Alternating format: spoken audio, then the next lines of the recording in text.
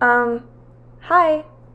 Hello guys, if you're brand new to my channel, my name is Nikki and this is my book nook. Today we are talking about my first Christina Lauren book ever, which I have recently discovered. Christina Lauren is actually Christina and Lauren. They are like a little bestie writing duo of two ladies, which is so fun. Literally couldn't imagine ever giving up that much control in my life, but that's awesome.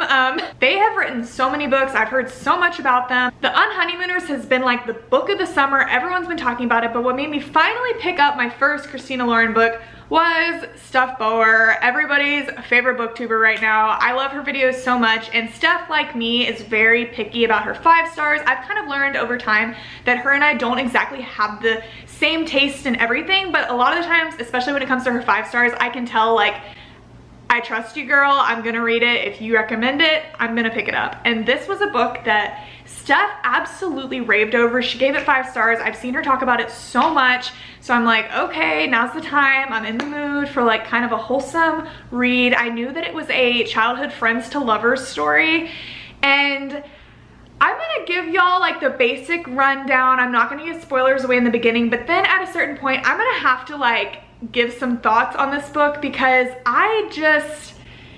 it was quite the roller coaster for me personally. So this story follows a girl named Macy. Her mother passed away when she was really young, and she left behind this kind of list of ways that she wants Macy's father to raise her, advice for him whenever she goes through certain phases of her life, blah, blah, blah. One of the main things on the list was she wanted Macy to have a kind of haven to go to, a safe place, a place that she could get away from everything going on in the world. So her and her father end up looking into kind of weekend homes for them to go to, and they end up finding this, I think it was a lake house or like a river house, but whenever they're at the open house, Macy walks into the closet of the bedroom that will be hers, and there is this boy sitting in the closet reading a book. His name is Elliot, and he's like, oh, I'm sorry, like, I'm just here to read because my house is super noisy. I have a bunch of brothers, whatever. So Macy and her father end up buying this house. They end up going there a lot of weekends throughout her life, and Elliot lives next door, and they basically have this friendship. We're kind of learning this. This is a book that jumps from present to past, and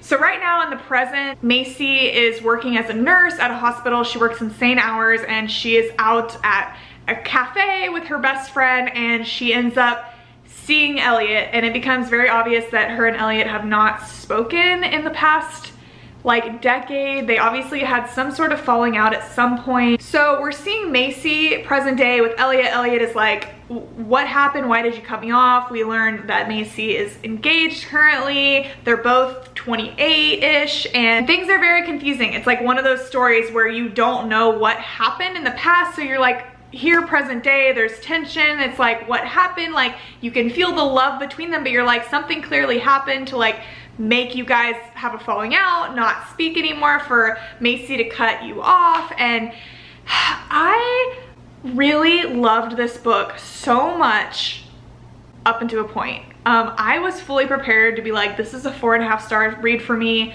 I really loved it.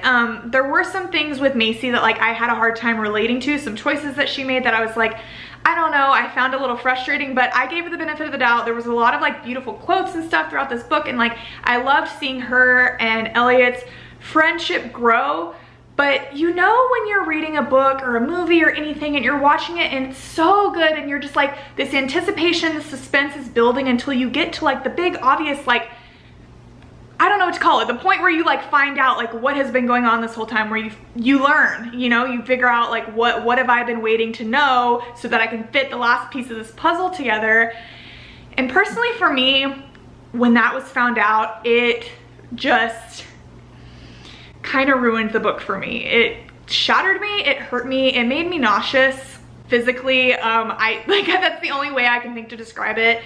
I felt like what was revealed in so many ways just undid so many feelings that I had previously gotten in the book. I felt like it went against the characters that we've learned about and grown to love. I felt like what happened was just out of character, not expected, obviously. Like it shocked me, and so if they were just going for shock value, I get it, but for me personally, it kind of ruined the story for me. I'm not gonna say like I don't recommend this book because it was a good book, but like I think it might just be a personal thing for me, what it was, and I don't know, but I ended up giving this book 2.5 stars. It went from a 4.5 to a 2.5 right then and there. Like, I will not be rereading this book.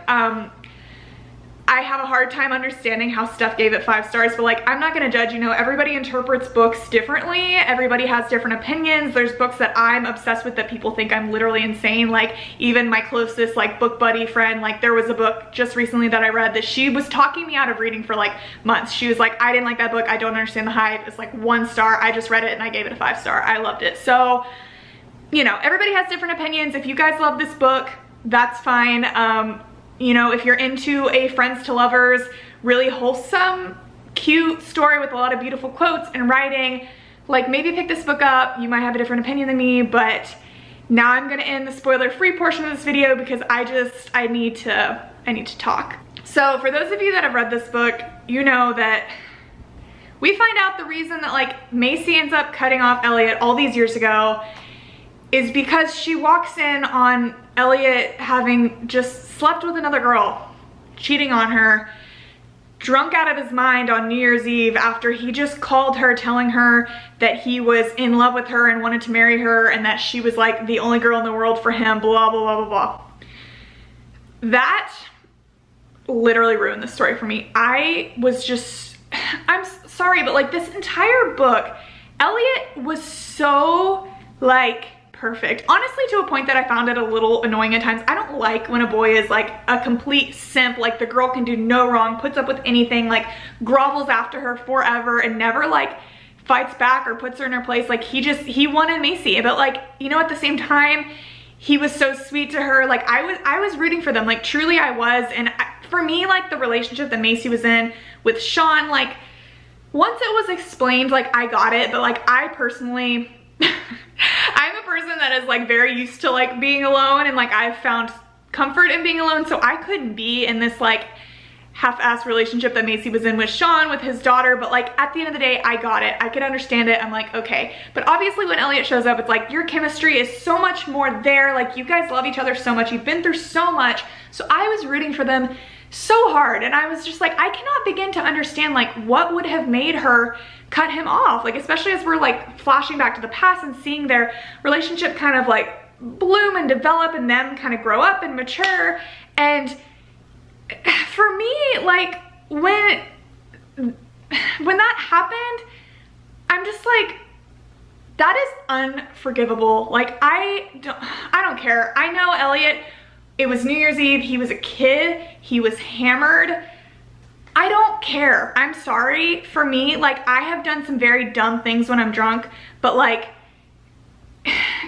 there's a saying that says like the way a guy treats you in the beginning of the relationship is the best he's ever going to treat you. And for Elliot to just be so in love with Macy and like want her for all this time, and then they just barely are on the tip of the iceberg, start to date, she finally like lets him in. And for him to call her and tell her like, I want to marry you, like that's not something that I take lightly. And if I were to walk in on the scene that Macy walked in on, no, I think the cutoff was deserved. Like maybe I'm just like, no, you know what? I'll own it. I don't even care. Like trust is not something that is easy to get from me. And when I trust somebody, I trust them with like everything that I have. And when that trust is broken, like I don't want you in my, like you can't be in my life anymore. I can't be around people that like I don't trust. And especially him, like she gave him everything. And for him to turn around like in the same, it would have been awful no matter what if he had cheated on her, but cheating on her after like that whole conversation they had just had was just horrendous. With a girl that she already had been like insecure and concerned about, that he like assured her over and over like wasn't a problem. No, I don't care. I don't care that Elliot's like, you didn't give me a chance to explain. Look, we need to be honest here. Like there was something happened here. Like Elliot obviously was very drunk and Emma, I think to some extent had to have forced herself on him. But just the explanation of like, oh, I thought she was you. I'm sorry. Why didn't you give me a chance to explain? No, there's no possible way unless Emma might have slipped some. I don't know. I don't care. I don't care. There's no possible way that I could ever, I don't know. That's just me. people might disagree, but for me, when that happened, I had like the worst taste in my mouth. And then like right after like that or whatever is whenever Elliot like started actually having a backbone, whenever he got mad at Macy for not letting him explain and all that. And then we were like, it's revealed that Macy's dad died because he was coming to like pick her up and they got in the car wreck. That to me was wild. But I'm just like, how after all these years, I don't know. Like I get if maybe like by the time you're 30, things in life, you realize what's more important, and clearly like Macy and Elliot love each other. There's a love there. Way more of a chemistry than her and Sean would have ever had, but that to me was like an unforgivable mistake, personally. I couldn't have put up with it. It made my heart hurt. It really just like ruined this book for me. It's not gonna ruin Christina Lauren for me. I'm totally gonna read her other books because I loved the style of writing. It sucked me in. I flew through this book so fast, but just that twist for me just really upset me, as you can tell, because I just ranted about it for like 5 minutes straight. But if you guys read Love in Other Words by Christina Lauren, let me know your thoughts down below. I would love to hear it. I would love to get somebody else's take, because the only other person I've seen read this is Steph. So yeah, that is it for me today. Thank you guys so much for watching and listening to my little ramble. I will see y'all very soon with another video.